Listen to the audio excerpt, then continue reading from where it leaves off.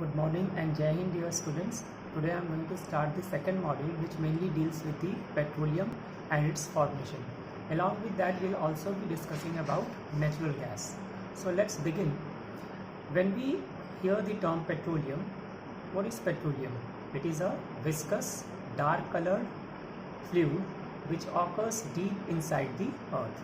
Now it has an unpleasant odor and petroleum is lighter than water. The term petroleum is derived from two words, petra, which means rock, and oleum, which means oil. It is mined from the rocks under the earth. Petroleum is also known as crude oil, is a fossil fuel formed from the remains of ancient marine organisms. Now, what is the composition of petroleum? So, we can say actual composition of petroleum depends upon the place of its origin, but it contains a large number of different hydrocarbons and certain organic compounds containing nitrogen, oxygen, sulfur, etc. So we can say that petroleum is a complex mixture of a large number of organic compounds of different types mixed with saline water and silt. Now the next question that arises, how petroleum is formed?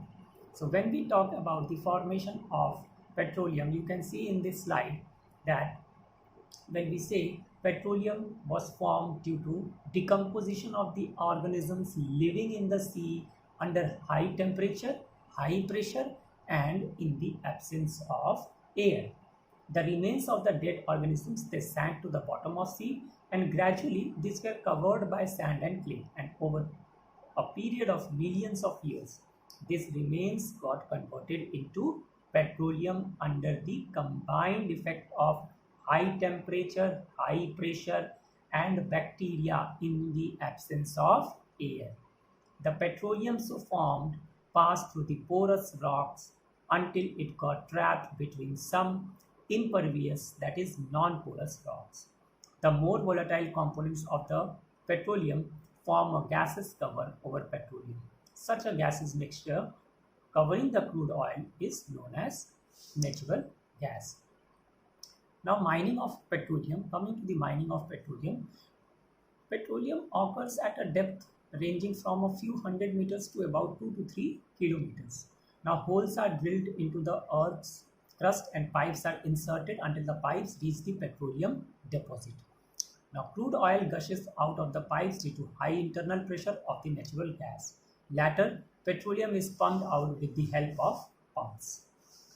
Now, when we talk about refining of petroleum, we can say petroleum consists of a large number of saturated hydrocarbons mixed with seawater and silt. It cannot be used as such. However, petroleum can be separated into several useful products by a process which is also called fractional distillation. The process of separating petroleum into useful fractions by fractional distillation is called refining of petroleum. It is also called fractional distillation of petroleum.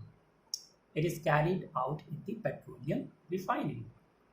Petroleum is refined in tall steel fractionating tower fitted with cold shells. Crude oil is heated to about 400 degrees Celsius in the absence of air and in a furnace, and the vapor is fed into the tower. As the vapor moves up, the high boiling components get condensed and returned to the lower part of the tower. The low boiling components move upwards and condense in the upper part of the column. So the diagram which you are seeing here is the fractionating column. The whole setup which you see here is for the process of fractional distillation. Now, the low boiling components, since they move upwards, they condense in the upper part of the column. The uncondensed fraction goes out as gas through an outlet at the top. The gas which goes out of the column is known as petroleum gas. The least volatile fractions of the petroleum is collected from an outlet at the bottom of the column. So the bottom of the column is this, so least volatile fractions of the petroleum will be collected here. Various fractions, each having different boiling point range, are removed from the outlets at different heights of the tower as shown in the figure. So you can observe here, fuel oil we observe at this height, then we get diesel oil at this stage, and then kerosene at this particular stage, and then gasoline or petrol at this particular stage. So different in the different chambers of the fractionating column, we observe that we are getting different products from the fractional distillation of petroleum.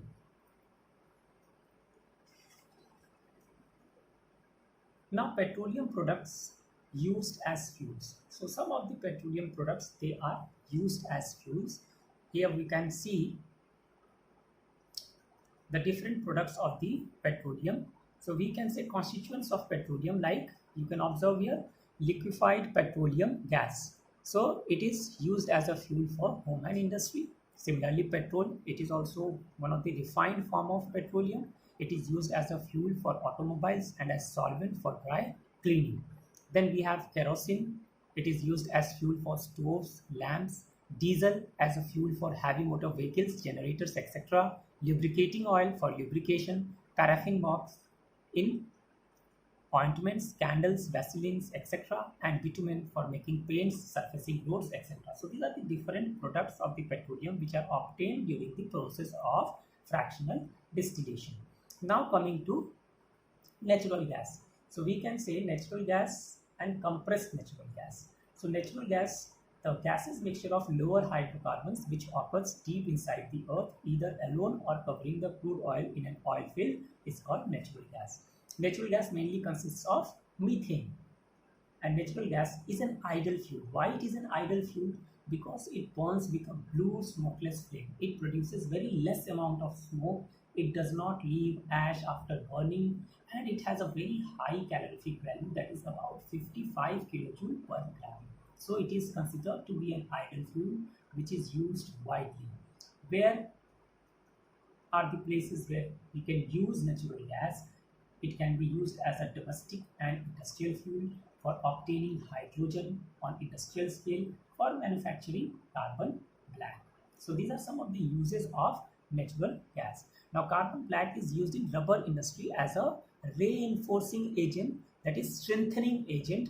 For example, carbon black is used in tires and tubes of automobiles. As the raw material for manufacturing petrochemicals and fertilizers, natural gas is used. In India, natural gas has been found in different places like Rajasthan, Maharashtra, Tripura, and in the Krishna Godavari Delta. I will stop here, and in the next module, we will be discussing about the compressed natural gas and the consequences of excessive mining and use of coal and petroleum. Thank you very much. Jai Hind.